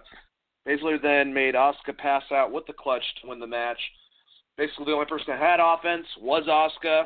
They went back for a little while, and she was able to still pull it off and, put her out. I like the way that Becky put it, though, is that,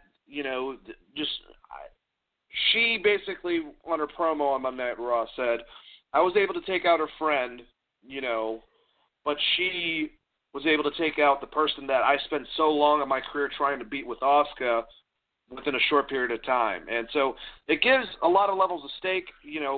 Now going out of this, I do have more care about the Becky Lynch Shayna match. And I thought that Shayna looked like a monster. She looked awesome. She was destroying people. And, a lot of people did not like the way that they did this match. They thought it was ridiculous. But I know the people who are like me were the ones there saying Shayna's going to kill you, because there were people chanting that. I just know that the majority probably were wondering when Asuka was going to finally beat her, and I knew that it wasn't going to happen. So I think Asuka's still huge at her level, and she could be champion any time. And I think it sucks that things didn't work out, I don't think, like a lot of us fans wanted. But, I mean, just had the championship belt. She was undefeated until Charlotte at WrestleMania. Longest streak, NXT champion, longest time period. Or no, most wins, I should say. Shayna has the longest time period, but second to Shayna when it comes to that. Like, Asuka's got her credentials. I think that she's fine. I love her and Kairi Sane doing their shit. I don't think Kairi Sane or Asuka maybe would even last that much longer. If they get a chance to get the fuck out, I think especially Kairi Sane's going back to do Shimmer. Just like Io Shirai, I don't see him sticking around. But for right now, even their Japanese promos where they're just like rambling and getting aggravated and working off each other, they're pretty fucking they're funny. So I enjoy them, and I enjoyed this match. There was a spot though, I think it was Natalya who got slammed into the pod. Like, these ladies beat the shit out of each other, and I thought Liv Morgan was dead after she was ragdolled by Shayna. But hey, it made for a good visual. Chris, what did you think about this match? I actually liked the match, and I liked the booking itself, because the storyline you're trying to tell is that Shayna's this unstoppable monster. So having her, get put in a bad situation by Asuka and overcome it, who Becky just beat, does play into the storyline. So from that aspect, I liked it. As a fan of Asuka, who I think is at this point bigger than both Becky and Shayna as far as main roster goes, I hated it. And I could see people pointing to that and being like, well, you should have just had Asuka win. Asuka's like one of the best promos, and she doesn't even speak English. And the shit they've been doing with Becky lately, where they can't decide if she's Austin or she's Conor McGregor, or this last week she came off as almost like the Gypsy King. I think that her stock has fallen a lot from what fans got behind. And I think maybe, at least I am kind of just tired of Becky as champ, which it's probably not everyone. I'm not going to say everyone is, but they can't find really a focus with her. And to me, it's time to make her start back from the bottom and have to work her way back up to the top or something is my guess, instead of being this unbeatable person. It's weird to say because she was so over this time last year. And even then I wasn't a huge fan of the storyline going into it, but she was, I mean, I can't discredit what she was able to accomplish in that shorter period of time. And I guess in some aspects, thank Nia Jax for accidentally punching her in the face, because that got her even like over to the fucking moon. Yeah, it's insane. I liked the booking. I thought the match itself was pretty good. That Natalia spot, Natalia spot, like you said, was pretty brutal. But it's an Elimination Chamber match. You can point out like one thing that's always going to be like that in those, right? So overall, I like the match and I like the show. I wasn't as down on it as other people. It's a mid-level WWE pay-per-view, and I thought they gave me a pretty good show overall. And I'm looking forward to maybe Mania. I guess we'll see in how they come out of this with Shayna, because I still think Ronda as a special guest referee is a real thing they could accomplish, especially because she's already on Fox and under a Fox contract for the 911 show that's coming up, which they'll be trying to promote. So I still think there's some legs there. Yep. All right, well, let's move on to Raw, which definitely kicked off with a lot of stuff coming out of Elimination Chamber. First, starting off with Becky Lynch. She opened the show, came out, kind of was alluding to this, basically running down the fact that, that Shayna Baszler is underestimating Becky. And she's not underestimating her.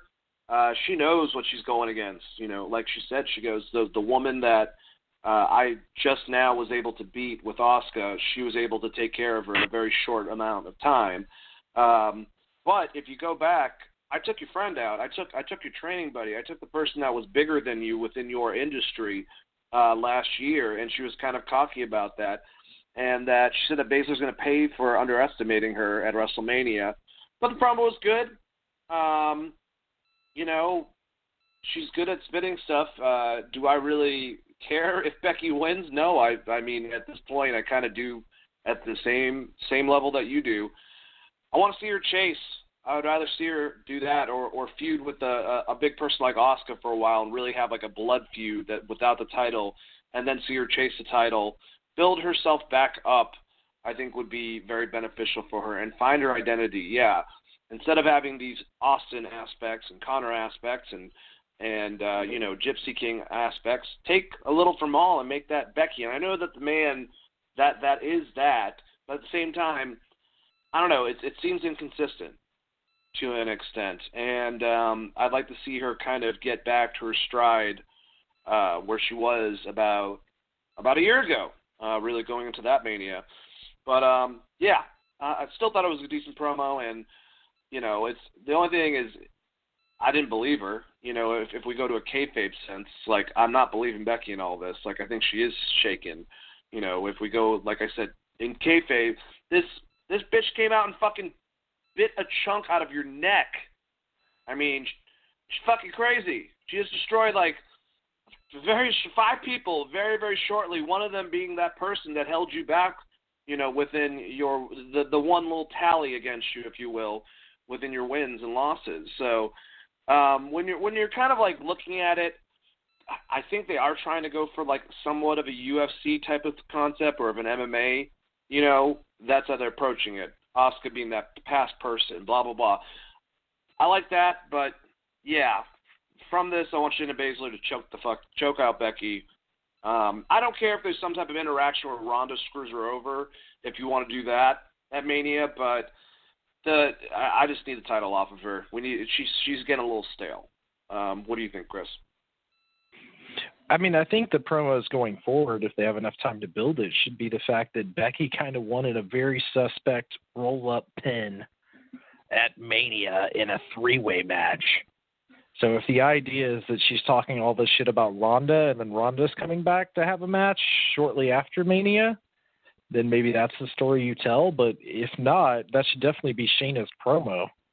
is talking about the fact like you beat Ronda in quotations, because even people watching it at the time thought it was kind of a weird fuck finish, if you remember. So if WWE plays back to that and builds that into the storyline, I think that's how you could bring Ronda in as a special guest referee, and maybe have her call it right down the middle, almost like Ken Shamrock with, we like to draw comparisons of this, but Bret Hart and Stone Cold Steve Austin, because I think that's a good way to make things very interesting for that pay-per-view match. But I agree with you. I feel like she does need to be chasing the title a little bit. And also I'm not just a huge fan of this. They've driven it home too much. They tried to make it such a household thing with the man, and the way that they've tried to get her over with the crowd feels very Roman Reigns to me.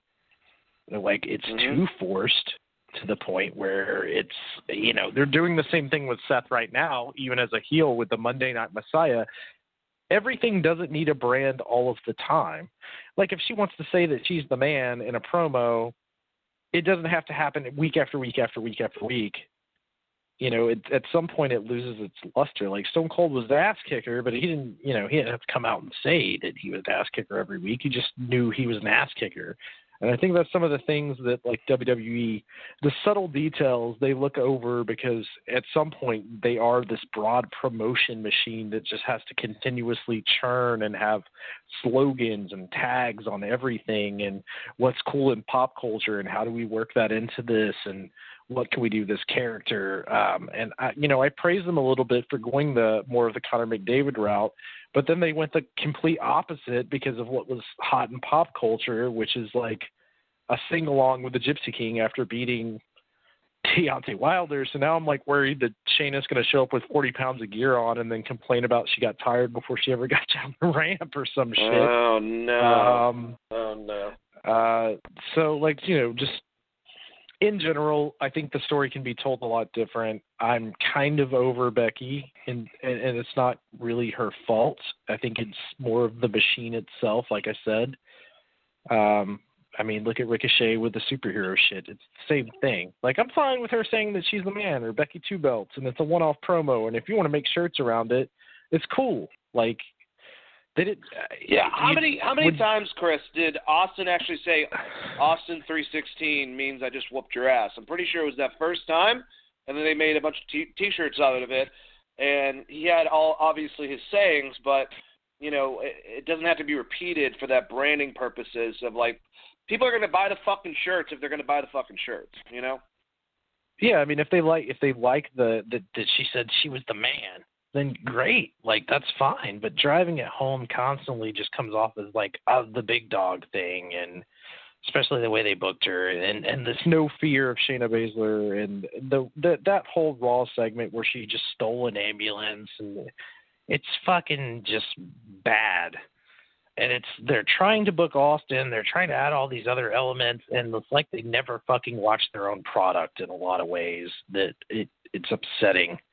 And I think that's why people get so mad when they see someone like Asuka get beat, because to them, like, Asuka is like a holy grail, like a great female wrestler who had this cool storyline coming out of NXT, and outside of just being booked poorly and losing in different ways, she's kind of stayed pure to who she is as a character, like this badass ass kicker. And then you look at Becky, and she's completely 360 from what she was headed into Mania last year, what people liked, and it makes it hard for people to care about this match. I think people are going to be more into the Charlotte match, honestly, just because they're going to be more behind Rhea Ripley headed out of NXT, at least your major internet crowd. Those internet fools. They don't know what they're talking about. All right, next match.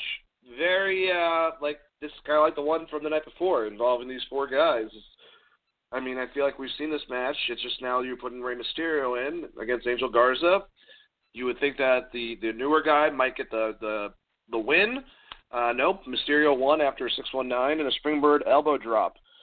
There's money in Angel Garza. I'll just say that, man. I think Andrade is incredible as well, but when it comes down to it, I could see them doing a 4-way or a 3-way even for this belt, the U.S. belt, at Mania. But this is not as bad as the ending of this fucking Raw, but they've literally done this a million times.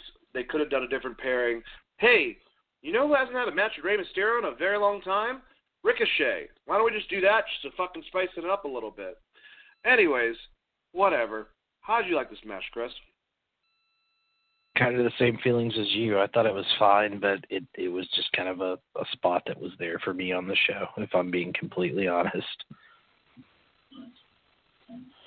So I like this Mafios shit that Seth Rollins, Murphy, and AOP did where they showed up when Kevin Owens was there. And, hey, Seth Rollins is eating popcorn.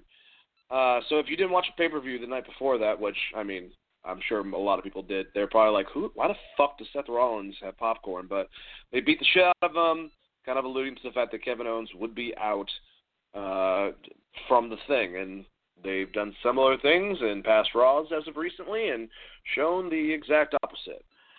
Charlotte Flair cut a promo on Rhea Ripley, saying Ripley will never be like her. I like this because they're like, that has been, if you watch Rhea Ripley, even in her Mae Young, back when she had a different look, she said that she was always compared to Charlotte, and she took it as, an honor, but she also, that was a very heavy concept to have that comparison, being an athletic female with blonde hair and stuff like that.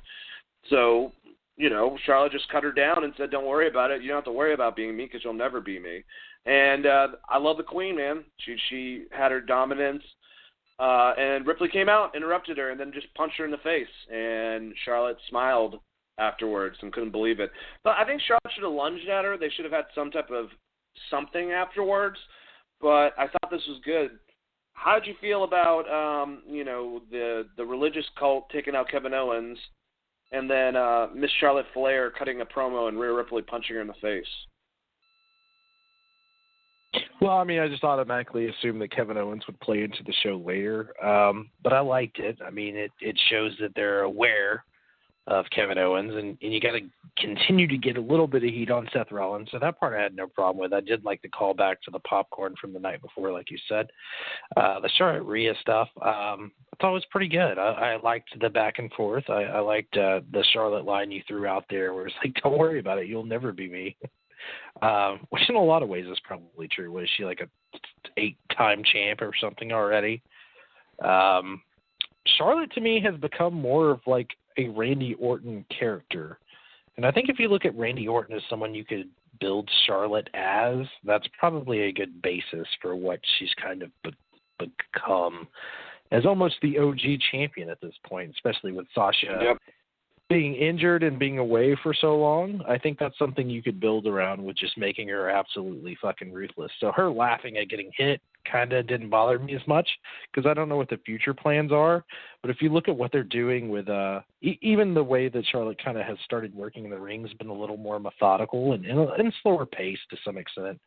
Some of that's the opponent she gets, et cetera. But I think there's some cool stuff you could do with that version of Charlotte, of just having her be so far removed from Ric Flair that it's almost like the evolution brethren of Randy Orton, because I feel like that she could pull that off.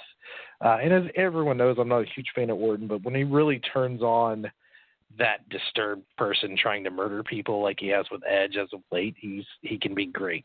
So I think you could kind of do something similar with Charlotte, which I don't know that we've seen from the female division in WWE. I would love that. Charlotte goes a little bit crazy, just a little bit over the edge. That'd be kind of fun. We had a squash match with Zack Ryder where Bobby Lashley came out and destroyed him. Where the fuck is Lana? We had that whole entire thing I thought was going to elevate Bobby since he got like 3 wins over Rusev, and now Lana's gone and now he's fighting fucking Zack Ryder. Weird. Anyways, this was the other thing that just happened after that was what I was alluding to with Seth Rollins. Aleister Black, he's doing a promo. He's on the ground. He's talking about his next fight. Now he beat, AJ. And while that's happening, someone knocks on the door, and then you see someone come into frame. He gets up immediately, and it's Mr. Seth Rollins. And he basically asks Aleister Black to join his group, his little faction that Buddy Murphy said that he'd be a perfect person to join. So, like I said, I was a bit let down. I really, for a second, I was like, holy fuck, that's going to be The Undertaker, and this is going to go into AJ later on when he comes out. Because there was also reports, I believe, 100% that Undertaker was at Monday Night Raw, but maybe that was a bunch of bullshit. But either way, that didn't happen. Seth asked him to join. He refused and said since he knocked on the door, that means he challenged him to a match, and we're going to have that later on tonight. And they bait and switched us because they're motherfuckers. Anyways, how'd you feel about the Bobby Lashley squash match? Where the fuck's Lana? And then Seth Rollins asking Aleister Black to join the whatever the hell they're called, Straight Edge Society. Is that it? Is that the name of it? I hated the bait and switch, like you said. The Lana thing, I'm just assuming is Rusev's not re-signing that contract. So they're just going to keep Lana off TV. That's my guess. It's punishment for Rusev not re-signing, which absolutely kind of doesn't make any sense because they're still going to have to pay Lana regardless. But that's my guess is that Rusev was like, fuck that. I'm not re-signing that contract. Just because why would he in the way that they booked him? I mean, he's kind of went out doing everything they've asked him for, but they never gave him a strong victory against Bobby or any reason for him to stay. So that's my guess. This falls under the scenario of what was Mike Bennett and his wife Maria Kanellis. This falls under that for Lana more than likely. It's just bad luck. And she probably shouldn't have. Well, actually, if she doesn't want to wrestle anymore, signing that contract's probably not a bad idea. But they're going to shelf her if Rusev leaves, just to be petty, more than likely. Well, what are you going to do? All right, so Drew McIntyre went against Eric Rowan. All right, so fuck the match. I mean, Drew McIntyre won. After all this, the poor animatronic spider that was living in that cage got destroyed by Drew McIntyre, who put no excuses. Just he didn't care about this thing. He fucking destroyed the spider inside the cage and smashed it. Then came in 1, 2, 3 Claymore kick. Eric Rowan is done. His spider is done, and that was the storyline. That's what WWE gave us.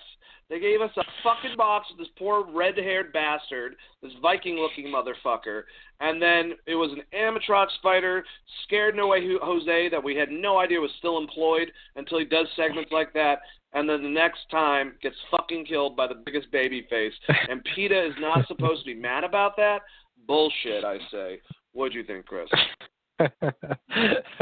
I like your exact recap was my feelings exactly. I was like, oh well, I guess that's over now. But you know what? Everyone hated the dumb spider thing anyways. So it's almost like if you got to see the gobbledygooker get murdered. So at least there's that, right? I think people will look back at this fondly, especially if Drew McIntyre goes on to be a big star. They'll be like, remember that time he killed off Rowan's dumbass gimmick? That was awesome. You know what I mean? This could be, like, if that's how Paul Heyman was thinking about it, then I'm completely fine with it because no one looked at this spider thing fondly anyways. So, like, if Drew destroys it and then goes on to beat Brock at Mania, like, no one's going to care. In fact, it'll just get put in a highlight reel with, maybe, like, Disturbed behind it on YouTube or something when people are like, the year of Drew McIntyre, and then it's like, get down with the sickness or some shit because, wrestling videos on YouTube, it's pretty much always some sort of Disturbed song. Tell you, it should have been a snake. They should have, trust me. All right, so Women's Tag Team Championship match, Kabuki Warriors. The first time that they defended this, and I think they said like 8 months or something like that. I forgot what the statistic was. It was like, oh my God. Anyways, I don't know who they're going to go against at Mania, but they're definitely not going against Liv Morgan and Natalya because all it took was Ruby Riott coming out, distracting Liv Morgan. Natalya had the sharpshooter on Kairi Sane, but Asuka made a blind tag and finished Natalya off with a kick to the head. Beforehand, they were shouting out, like I said, some promo in Japanese, and it was pretty damn ridiculously entertaining. Let's get to the AJ Styles, because you can comment on both of these, Chris. AJ Styles challenged Undertaker finally to a match at WrestleMania, calling Undertaker by his real name, Mark Calloway. Whoo! And then saying Taker's wife, Michelle McCool, is running him into the ground, that the only reason he keeps on coming back is to basically provide for her shopping And Styles says that he'll take the Undertaker's soul at WrestleMania and literally put a nail in the coffin of his career. I thought this is one of the best AJ promos. This is something, though, if you kind of had the bouncing of him with the other two members of the OC verbally, it probably would have added to it, but whatever. That's a minor nitpick. I thought it was an awesome promo. Very weird after all the bullshit that happened with Michelle. You know, her getting pissed off about not being included in that video, and then Undertaker being like disrespectful or whatever, and then they added her to it, and updated it for Women's Month or whatever it is. I'm making myself look really stupid right now. Anyways, how did you like this promo? All right, so just as a promo, and you take away the fact the Undertaker is the Undertaker, I had no problem with the comments. But the fact the Undertaker is the Undertaker, I don't think that, like, his wife being mentioned is...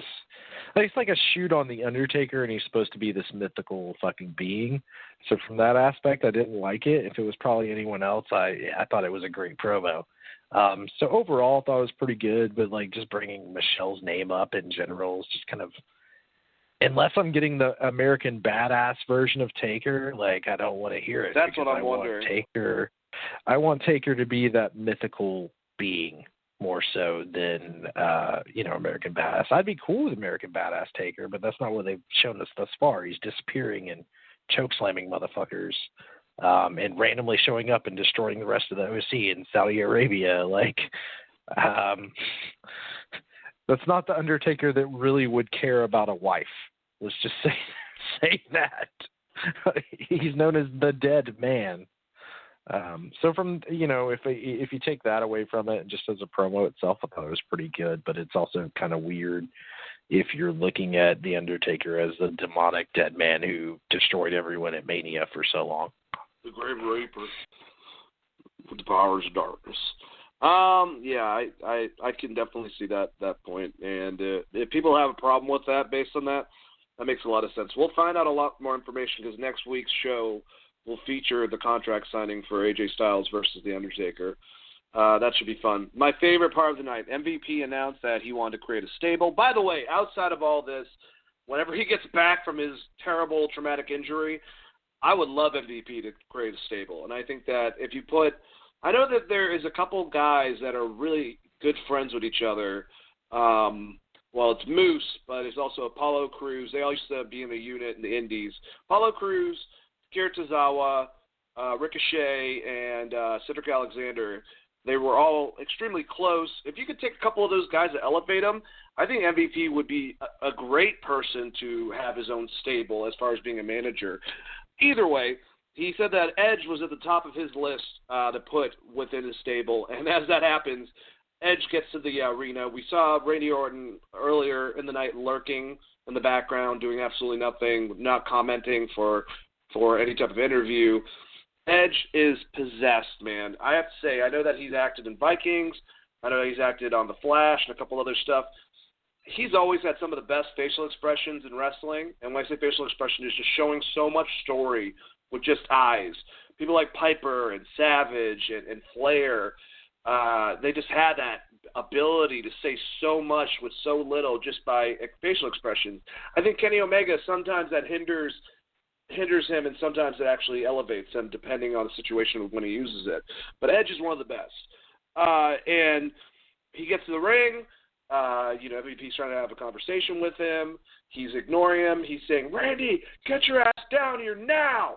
And, MVP's like, "Man, you need to cool it, or you're not going to win the title." And he just pushes MVP to the side. And MVP says that, he's embarrassing him and he pisses him off, so Edge spears him. Orton tried to attack Edge, but Edge fought him off and hit him with his own RKO, which was pretty weird to see. And Edge slid chairs into the ring to give the concerto to Orton, but Orton escaped. Edge was attacked by MVP, but quickly locked him into a submission and just held it and choked him out while he was staring creepily at Randy Orton. Edge then hit a concerto on MVP twice and chased Orton out of the arena. Awesome shit, man. Love this thing. How'd you feel about it, Chris? I liked it a lot. The RKO was a little weak, but once again, Edge doesn't hit RKOs, and he's not been back in wrestling for that long. they went for it. Randy went for it really hard. I'll say that. But overall, I love the segment itself. And MVP is kind of a guy that they could utilize almost in the Tyson, or was it the guy that fell down? He's a really nice guy. Got suspended for patting Titus O'Neil. There you go. If they're going to do something like that with him, I think this time you could kind of turn it up to 10 because, MVP has been great in these segments they've put him in, and I didn't think the matches he's had were that bad either. So it's been great just to see him back, and I liked him being like, "I'm going to revitalize your career, Edge. Now that you're back." I love this segment, and I love everything they've done to build this matchup thus far because it all makes logical booking sense. I think they kept Edge off TV for a little too long. But outside of that, man, this was great and a lot of fun to watch. Yeah, some of the best television.